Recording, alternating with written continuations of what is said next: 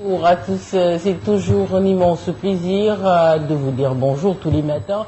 Et je rappelle qu'on est vendredi, on va s'acheminer vers le week-end. J'espère que vous êtes bien réveillés, en forme.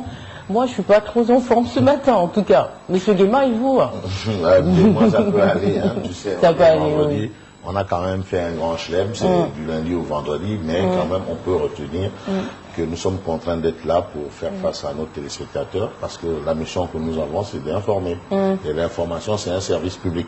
Même si nous sommes dans le privé, et que nous sommes, même si nous sommes dans le privé, et nous sommes privés du financement des groupes de presse pour la campagne. Voilà, parce que ça ne revient qu'aux organes de presse publics. Oui, mais nous faisons du service public quand même, qu'on le veuille, qu'on le veuille pas. C'est du service public. Voilà, investir dans les médias, c'est investir pour la démocratie.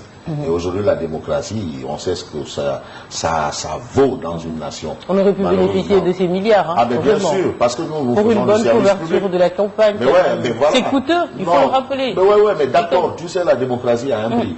La démocratie, tout a un prix. Le développement a un prix, la démocratie a un prix, tout a un prix. Même l'éducation aujourd'hui a un prix. Aujourd'hui, l'éducation a un prix, la santé a un prix. Donc, nous sommes dans une autre dimension, quand même, bon. Nous restons toujours le parent pauvre du service public, bien qu'étant dans le service, bien qu'étant dans le secteur privé, nous faisons du service public et nous demeurons toujours les parents très pauvres. Voilà, des prolétaires, pire encore des tiers-mondistes. Je vais même aller plus loin, les quart-mondistes. Ah bon? Parce que le quart-monde existe. Hein. On parle du tiers-monde, mais le concept a évolué pour devenir qu'il y a aussi le quart-monde. Attention. En tout cas, on est au dernier jour de la campagne, une campagne en tout cas qui a fait parler d'elle. Mais bien entendu, la campagne a beaucoup fait parler d'elle, il y a eu beaucoup de violence, il y a eu beaucoup de violence verbale, des invectives, il y a tout ce qu'on a vu, débat de caniveau, querelle de bonne fontaine, et qui continue bagarre de chiffonnier, et ça continue, bagarre de chiffonnier, attitude d'enfant, d'écurie, bref. Il y a tous les qualificatifs ont été usés, pas abusés, usés et pas abusés, parce que vraiment c'était une réalité durant cette campagne, parce que c'est une campagne assez violente. Et j'avoue que jusqu'à nos jours, je vais poser la question aux Sénégalais. Et surtout au professeur Malik Ndiaye. Est-ce qu'on a eu une campagne de garni? Garni, oui. Mais professeur Malik Ndiaye, moi je lui pose des questions, il ne me répond pas. Professeur Malik Ndiaye, on veut savoir si cette campagne a été une campagne de garni. Il était là hier, je pense. Mais bien entendu, parce que jusque-là, on n'a même pas... Quel est le programme pour l'Assemblée nationale? Non. Osons le dire. Bonne question. Osons le dire. Oui. Il y en a qui ont fait leur campagne. Je prends le cas par exemple de Demba, l'ami de Dupont. Je pense à Abdoulaye Baldé. On n'a pas entendu une seule fois des attitudes d'enfants d'écurie durant sa campagne. Il y a des gens, je pense au pur. Attention, il y a des formats. Non, c'est-à-dire il faut séparer la bonne graine de lit vrai. Séparer la bonne. Il y a le pur, il y a Abdoulaye Baldé, Aïda Mbodj. Mais vraiment, on n'a pas eu quand même vent d'attitude de personnes mal civilisées. Il faut le dire, parce que la violence, c'est l'art des faibles. C'est l'art des gens qui ne peuvent pas, qui ne connaissent pas c'est quoi vivre en société. Et puis on a besoin d'arguments en tout cas pour cette assemblée. Ah oui, parce que l'assemblée aujourd'hui, il faut qu'on franchisse un palier. On veut que l'assemblée soit là. L'assemblée, c'est la représentation populaire. Donc aujourd'hui, il faut qu'on ait des députés qui ressemblent à des députés. Ça. Alors, non, c'est-à-dire l'assemblée ne peut pas être le reflet d'autre chose que ce que le peuple est. Nous sommes un peuple pacifique, un peuple instruit. Il faut reconnaître un peu le rôle, un peuple instruit. Les premiers grands intellectuels, je pense à Blaise Diagne, je pense à Lamine Gueye. Le Sénégal a même envoyé des députés à l'Assemblée française. Mais je pense à Léopold Sédar Senghor. Mais attention, mais pourquoi est-ce le pays du droit de l'homme, des droits de l'homme, la France, Ah oui, moi j'aime la France. Bref, donc c'était juste pour une mise en bouche, expliquer quand même que cette campagne a été vraiment pas du tout une campagne où on a entendu des choses gaies. C'est vrai qu'il y en a qui se sont démarqués par rapport à ces attitudes de Banya Moulengue ou anti-Balaka Seleka. Voilà, je veux parler de rebelles, de rébellion. Bon, c'est pas pour te faire un clin d'œil ou t'égratigner, mais quand même, on a retenu une chose sur ça. Des Banya Moulengue, c'est dommage, mais on aurait voulu mieux que ça. Bon, que retenir sinon? On constate juste. Et on attend le dimanche. Et les Sénégalais, ils savent voter. Oui, c'est ça. Non, je te dis une chose. Tout ce que les gens ont fait là, comme le disent les Goloduna ou des Tchepi Rek, le Sénégalais sait voter. Tu sais, ces gens-là qui vont au marché, qui sont dans les Tangana, dans les Mbekerido, dans les Forok Chaya, eux, ils sont là dans leur coin, ils écoutent, ils observent et ils savent. Le jour, il n'y aura rien. Les gens qui annoncent la guerre civile, parce qu'il y a... Non, on a toujours parlé, les gens ont utilisé de toutes les expressions. La guerre civile, il n'y a rien. Il n'y aura rien. Élection présidentielle, il n'y a rien. Tu sais, je prends toujours l'exemple de la présidentielle de 2012. Ceux qui ont décidé d'être à la place de l'indépendance pour de la brutalité, ceux qui ont décidé de rester en fait, dans les rues de Dakar pour la brutalité, ne sont pas allés au deuxième tour. Sont allés au deuxième tour ceux qui ont décidé d'aller en campagne. En l'occurrence, Maître Wade et Macky Sall.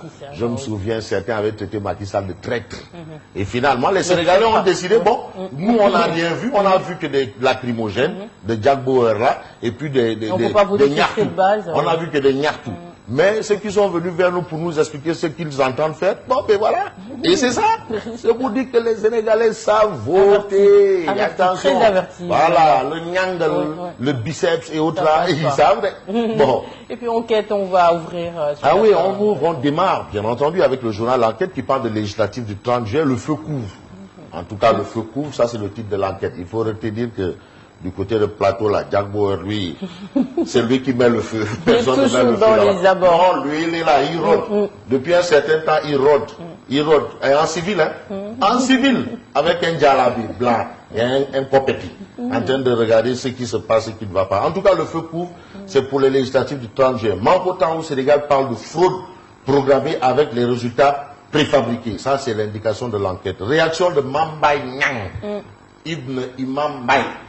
Imam Bay, qui soutient l'opposition, veut créer le chaos, mais point de suspension. Peut-être ça ne passera pas. Oui. Non, le chaos, non. Il ne faut pas brûler le Sénégal. C'est-à-dire, on peut démissionner de tout, mais sauf du Sénégal. Si on brûle tous avec. C'est ça, oui. Attends. On aime notre veut créer le chaos, mais le feu couvre, ça c'est ce qu'indique l'enquête ce matin. Maître Abdoulaye Wade à Kayar. Kayar, c'est chez les Lébou, là. Voilà. Les pêcheurs. Voilà, chez les pêcheurs, Lébou. Et puis, les responsables de l'APR ont décidé de vous soutenir. Ça, c'est ce qu'indique Bourgui. Et puis, lettre adressée depuis la prison. Khalifa galvanise ses troupes. Ça, c'est ce que nous livre l'enquête. Khalifa galvanise ses troupes. Bon, quand même, on sait que ça doit être dans le bon sens parce que Khalifa est toujours habillé en blanc. La paix. En Couleur blanc. de la paix. Ah ouais, en blanc. Bref. Et puis Vox Populi. Alors Vox Populi nous note à ça après l'avis favorable du Conseil constitutionnel sur l'élection de dimanche, les récépissés font planer des risques sur le scrutin. Ça, c'est l'information de Vox Populi. L'opposition refuse le vote sans carte d'électeur. On a vu Barthélémy Diaz qui a sonné le tocsin, que dans sa commune, personne n'ose voter avec un récépissé. Mais il y a eu la... Il fera le sentinelle. Ah oui, non, mais il y a eu la... Tu sais, réponse. Zator Mbaye est de sa commune. Zator dit fan. Ça, tout ça, la Goloduna ou des Tchepi. C'est une tempête dans un verre d'eau. Les gens vont voter à Mermoz Sacré-Cœur dans la paix. Il n'y aura rien. Ça, c'est Zator Mbaye. Barthélémy Diaz promet le feu. Zator Mbaye promet d'éteindre le feu. Voilà. On passe à l'As quotidien. Alors, l'As quotidien parle de mystère autour du vote des nouveaux électeurs. Cafouillage. Ça, c'est ce que retient l'As quotidien. Cafouillage. Cafouillage et cafouillage indique l'As quotidien ce matin. Vous avez Boun Abdallah Dionne qui soutient nous aurons un goût d'inachevé si on gagne sans Dakar. Donc pour Benobok Yakar, Dakar est fondamental. Dakar, c'est impératif. C'est impératif. Attention. À lire dans l'As quotidien, fin de campagne violente, les militants de Seydou Gueye et de Bamba Fall, Bamba Dakar, Bamba Medina, sèment le désordre à la Médina. Ça, c'est ce que nous livre l'As quotidien. Les militants de Seydou Gueye et de Bamba Fall sèment le désordre à la Médina. Et on me dit quoi? L'ordre public ne fait l'objet d'aucune négociation. Qui sème le désordre, on te remet à l'ordre. L'ordre public ne fait l'objet d'aucune négociation. Dixit Django. Ah non, c'est là qu'il y a parti à ça. L'ordre public ne fait l'objet d'aucune négociation. Voilà. Et puis Réumi. Mais le quotidien Réumi parle d'avis favorable du Conseil constitutionnel sur le processus électoral. le plan de riposte de l'opposition. Ça, c'est ce que nous livre Réumi Quotidien. Les révélations de Manko Tahaou Sénégal à lire dans les colonnes du quotidien Réumi. Alors, on peut retenir aussi une information, à savoir accueillie par une foule en liesse à Thiès, la capitale du rail. Wad craque et fond en larmes.